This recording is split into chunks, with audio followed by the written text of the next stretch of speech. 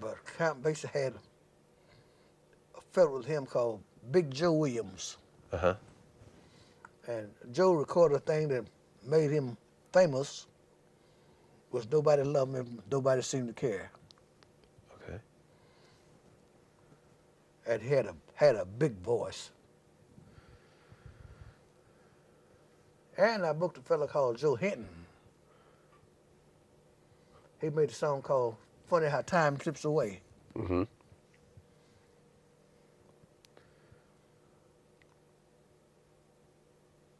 And the time that I booked B.B. King, I had a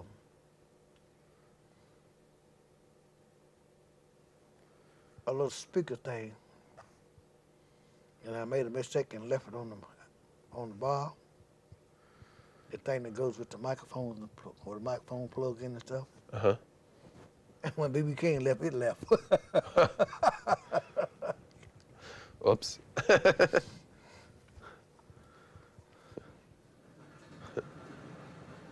But Hank Ballard, he wanted to get paid. And I said, you're not going to get paid. So they want to fight. Yeah, I want to fight. That's all right. I had about 50 people came back to the dressing room and said, now you want to fight? We'll fight. He didn't fight. Yeah, I bet. Some interesting experiences. Some interesting experiences. Oh, yeah.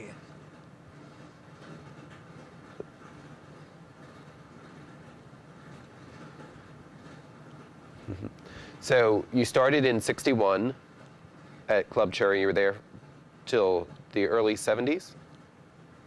Mm-hmm. Okay. Right here after. Well, she got the thing going where you were in a nightclub, they opened the door, you done broke the law. And the boss and the chief of police didn't get along too well. Mm-hmm. So I said, through that, I was a victim of circumstances because the chief of police stayed on me. And I got mad one day and I took my bill license and carried him up to the police station. I said, here, I quit. Huh. Then I went to 68 and started cooking down there. And I moved into the brew room.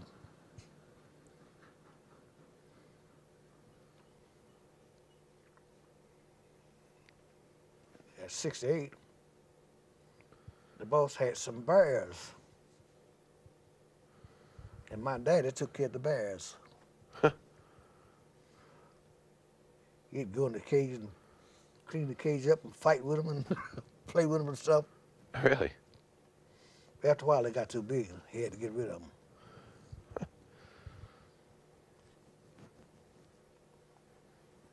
them. So tell us, for those of us who weren't around at that particular time, where was Club 68 located in present-day Lebanon? Where would that have stood? On Martin Luther King Avenue? Club 68? Uh-huh. No, Club Cherry's on Martin Luther King Avenue. Excuse me, Club Cherry, yes, right. It was on Martin Luther King Avenue today. Not far from where the Cardinal Den is now, correct? Right behind the Cardinal Den. Okay, is where Club Cherry was. They got a slab of concrete back there now. Okay. Where Club Cherry was. And Club 68 was actually on Highway 68. Highway 68. Kind of around where the unemployment office is currently, I believe, right? They were down below where the Social Security place is now. Yeah, the security. That's where the horseshoe was. It was below the horseshoe. Okay. That was the horseshoe over there. And it was Club 68 on the other side. Yeah, the horseshoe on the, going down on, horseshoe on the left-hand side. Okay. And Club 68 was on the right-hand side going down. Okay. Okay. Now, when did Club Cherry close?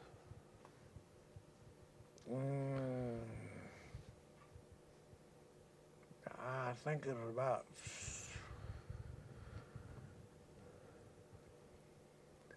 73 or 74 when it burned. Okay, so it burned down and that's what closed it. Okay. How about Club 68?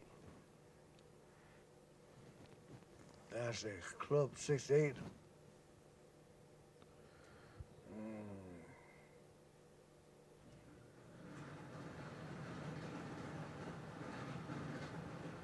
I say it closed about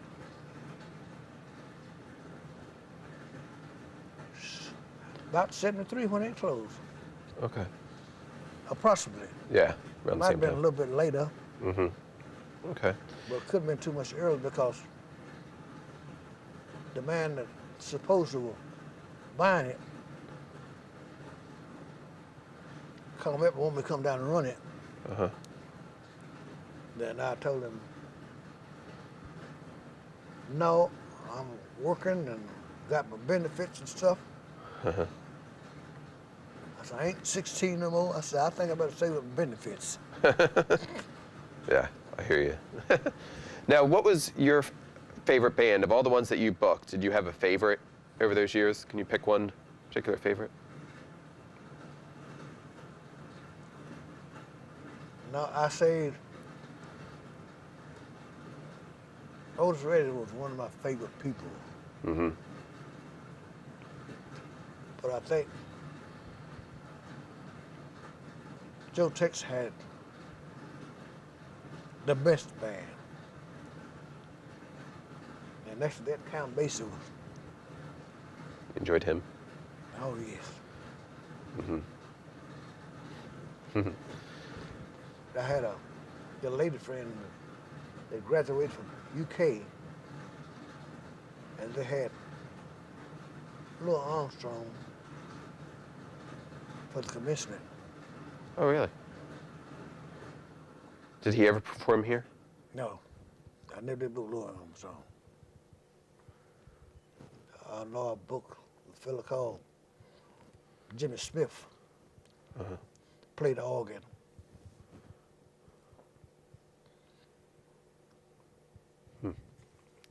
And I booked Billy Preston. Okay. He had the thing on, I had a record called When I Go Round in Circles. Now him and Ray Charles went to England, and they said it should have been a Billy Preston show. He could sing some, Mm-hmm. but he's really an entertainer. And he could do things to his organ and walk off and leave it and still play. Wow. Tough playing. What's your fondest memory? Besides just booking the bands, did you have some kind of fond memory that you recall? I went uptown and asked him, could I have a midnight rambler? Say, yep, but you ain't supposed to dance on Sunday. We did a lot of things we wasn't supposed to do. So I started my show at 1 minute after 12. And Club Cherry wouldn't seat but 300 people. And this particular night, I had 1,000 people in it. Wow. And that concrete floor with so many people in it, it was sweat. And you walk back there after everybody go out, and it looked like somebody done poured water on the floor. And Wow. they were walking in mud. Wow. So it was very popular, Club Cherry Oh yeah. and Club 68. It was the biggest black nightclub in the South during that period of time. Mm-hmm. So we had people coming from everywhere. Mm-hmm. People coming out of Hodgenville, Elizabethtown, Fort Knox. Fort Knox, a lot of those people come and spend the whole weekend with me. They'd sleep on the floor. Wow. So it's good for tourism. Mm-hmm. That's great. Yeah, I say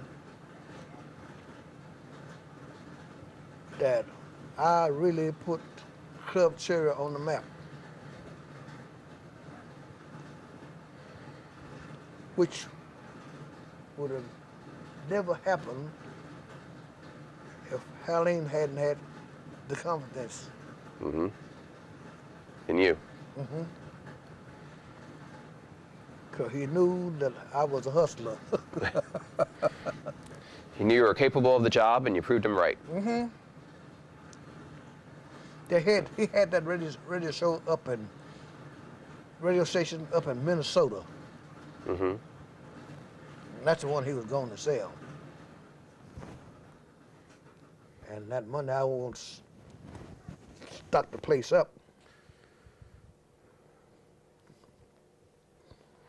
And he didn't leave me no money. And I had $300. And I took that $300 and I made $1,500. Pretty good investment. With the 300. Yeah. Pretty good investment. That's kind of the stuff I made off the band and all the beer stuff I sold. Mm-hmm. That was kind of everything. Because I say the band made a big portion of it. Mm-hmm. Then we had a thing going where had a lot of little local bands in. Uh-huh. And I would have a little band and charge 50 cents a head to get in. What were the covers for some of the larger named people? Did you have a cover for some of the big name stars? Now I got one picture. I mean, a cover charge. Oh, back then the $5. $5. That was big money. Uh-huh. $5 to come see some of those big names. That's pretty good. And a good local band said out of Louisville, they charged $2.50. Okay. The people like Ike and Tina Turner, Mm-hmm. that would get them $5 a head. Uh-huh. Well, I should have got more. But in the 60s, that was pretty good money. Oh yeah, but they were costing me $650. Mm-hmm. $650. I called New York one day and I told them I just started in business and I didn't know too much about it. Mm-hmm. And the lady said, well, since you know too much about it, says, when I get somebody close to you, I'm gonna give you a call and let you know about it. I said, okay. So one day I was sitting in the club and the phone rang, and the lady says, I got James Brown, I'm gonna let you have him for $350. I said, what? I'm gonna let you have some $350. I said, shoot, I don't know about no James Brown. And hung up on her. And when about 3 years later, I gave him $2,500, which was big money, Oh, yeah. to play in Lexington. They had a big bowling alley. They had them took all the bowling alleys out, and I put him in that place and packed it. Wow.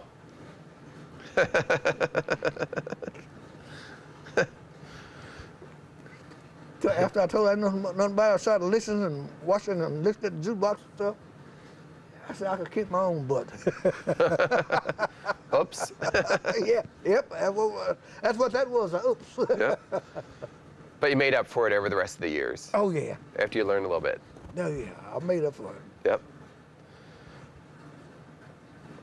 Yeah. Yeah, one night I had Jimmy Church, which I'm still booking him. Uh-huh. And I started booking him in 61, and I'm still booking him. Wow. One Saturday night I had him. He had a big fella with him called Johnny Jones. Played a beautiful guitar. And I heard this guitar making all these funny noises and stuff. And playing the Star Spangled Banner. I went back and looked. I said, "What was that?" It was Jimi Hendrix. On the guitar. And about 3 weeks after that, I picked up a magazine, the Jet magazine. Uh-huh. And he had gone to England Uh-huh. with the Rolling Stones. And he was performing with Jimmy Church. Hmm? He was performing with Jimmy Church at that time. Mm-hmm. Well, see, Johnny Jones taught him how to play. Jimi Hendrix. Mm. Johnny Jones was a guitar player and a painter. Uh-huh. So Jimi Hendrix got to be world famous, and Johnny was still painting. Wow. So they were performing here in Lebanon too. Another Jimi Hendrix was here in Lebanon then. Mm-hmm. Wow. Lebanon has made a lot of people famous. Mm-hmm. Cause a lot of them didn't get to be nobody until they came by here, like the Ohio players. Mm-hmm. They didn't get to be nobody until they came here. So did you have a lot of talent scouts that would come as well when you had performers on stage? Did you know of many people who came down to? I had a lot of people come down that was running nightclubs in different places. Uh-huh. To come and see what I was what was I doing. Uh-huh. So they go back and do the same thing. Right. And I booked a group out of Texas called Archibald and the Drills. You heard of them? What was it? Archibald and the Drills. Uh-huh.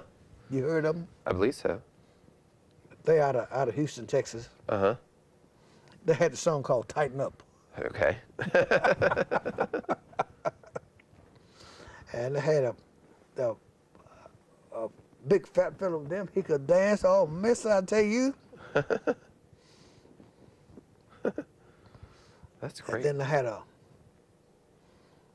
they had a fellow called Roscoe Shelton. And had an MC called Gorgeous George. Huh. And I got a book here with him in it. So George was an MC, and he was more famous than Roscoe Shelton was, who was a big singer. Huh. Then I had another group out of Nashville called the Wallace Brothers. Then I had a dancer with them, with a female impersonator. Uh-huh. They called him Shaker Plenty. I picked up a magazine one day and I saw him in it. Wow. Thank you very much for sharing your stories with us. I appreciate it. Again, I've been here with Obie Slater, who is the manager for Club Cherry here in Lebanon, and is still promoting and booking some bands around the area, right? Mm-hmm. Yep. Going to keep at it, huh? I think I'll quit when I die.